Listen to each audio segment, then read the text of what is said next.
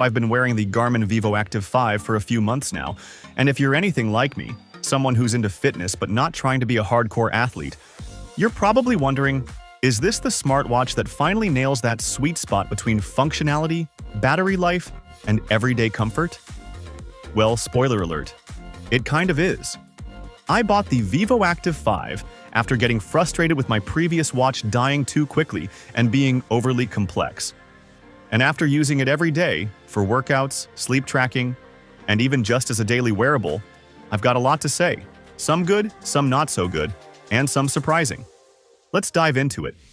First off, the design. The Vivoactive 5 is lightweight, comfy, and not overly flashy. Exactly what I was looking for in an everyday fitness watch. It has a 42mm case which felt just right on my wrist. It's made of plastic, which might sound cheap, but honestly, it doesn't feel that way. It's solid, doesn't scratch easily, and it's light enough to forget you're wearing it.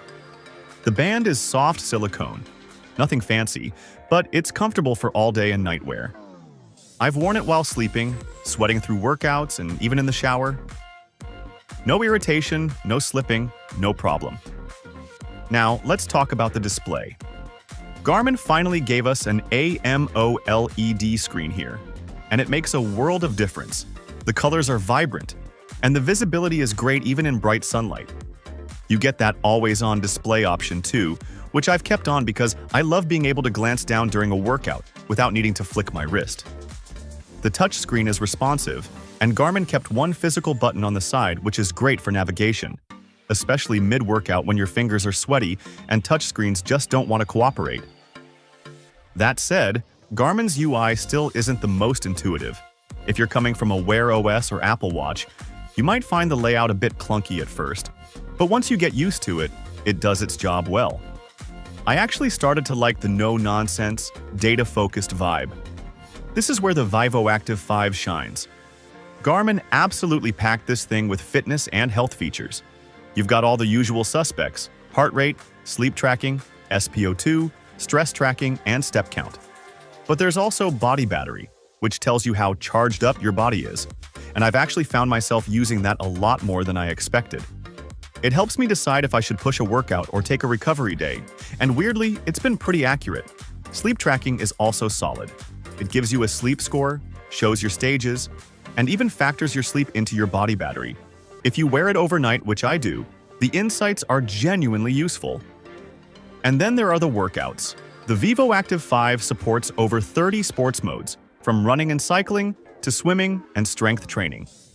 I use it mainly for gym workouts and outdoor runs, and the accuracy has been on point. You can even create custom workouts or follow preloaded routines, and it gives you animations for strength exercises, which is great if you're unsure about form. GPS performance has been surprisingly reliable. It locks on quickly and tracks my routes accurately during runs or bike rides. It's not quite at the level of some of Garmin's higher-end models like the Forerunner 965 or Fenix series, but for most people, including me, it's more than enough. If you're someone who runs casually or just wants to track outdoor walks, the Vivoactive 5 delivers. One of the main reasons I bought this watch, battery life. Garmin claims up to 11 days in smartwatch mode and 5 days with always-on display. And honestly, those numbers have been pretty accurate. Even with AOD on, sleep tracking, notifications, and regular workouts, I still get about 5 to 6 days between charges. That's miles better than the daily charging you need with an Apple Watch. I've taken this on trips and left the charger at home with no problem. It's super convenient. Now, if you're expecting Apple Watch-level smart features, pump the brakes a bit. The Vivoactive 5 handles the basics well. Notifications, music control, calendar, weather, alarms, and even Garmin Pay. You can also download Spotify playlists for offline listening, which is huge if you like running without your phone. But you won't get third-party apps like on Wear OS, and there's no voice assistant.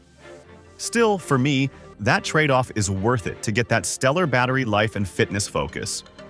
Okay, time for some honesty. There's no built-in speaker or mic, which means no taking calls from your wrist. And while it can store music, syncing songs through Garmin Connect is a bit clunky. Also, no ECG support. So, if that's something you care about, this might not be your watch. And while the UI has improved, it's still not the most user-friendly experience for first-time Garmin users. There's a learning curve. You'll get used to it, but it's something to keep in mind. So, who's the Garmin Vivoactive 5 for? If you're a casual to intermediate fitness enthusiast who wants solid health tracking, great battery life, and a bright AMOLED display, all in a comfortable, lightweight watch, this is a fantastic option. No, it doesn't have all the bells and whistles of high-end smartwatches, but it nails the essentials and then some. It's become my daily driver because it just works. No constant charging, no distractions, just reliable tracking and long battery life. Would I recommend it? Absolutely, especially if you're someone who values health features over smart features. Let me know in the comments if you're using the Vivoactive 5 or thinking about it. And if you want to see how it stacks up against something like the Forerunner 265 or the Apple Watch SE, hit that like button, and I'll make a follow-up video soon. Thanks for watching.